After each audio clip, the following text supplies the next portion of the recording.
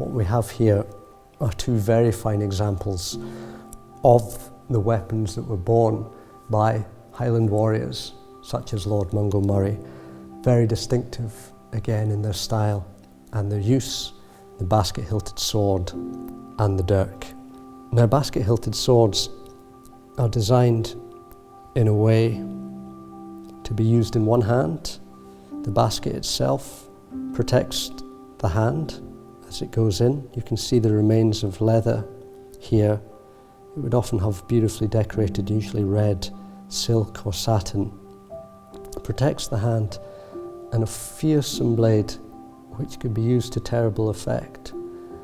There's a wonderful description of a young man, aged just 23, who joins the army, and he describes Highlanders charging at him, and he says, "They ran at us like madmen, with neither shoe nor stocking, nor bonnet on their head. They closed in on us with their broadsword, and I was sore affrighted, having never seen the like, with my captain and many other lying with heads cloven open." What we have are actually two different elements that have been put together. The very good quality steel blades were imported from the German town of Solingen, and we can actually see this series of lines is what's known as the running wolf, the mark of the town of Solingen. So good quality steel blades were imported into Scotland, and it was here in boroughs, lowland boroughs such as Glasgow, Stirling and Edinburgh, where master sword makers, often known as sword slippers, would make the hilts. Now, the hilts are not only practical, they're also beautifully crafted and decorated. A series of bars are forge welded together and then chiseled and filed into these beautiful and distinctive shapes. You can see these little triangles, diamonds, and decorated edges like this. So not only are the weapons deadly, but they're also beautifully made. And if we look at portraits of the period, you will see the basket-hilted sword proudly borne at the hip.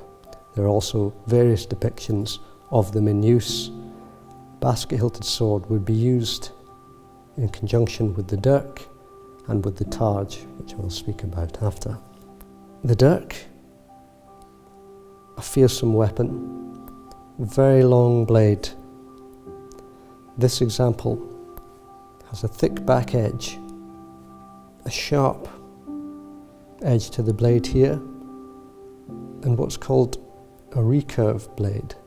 It means that if you miss with one thrust or a slash, you can cut back and get another chance to wound your enemy. We know that the sword, targe and dirk were used together. An officer at Culloden describes an incident.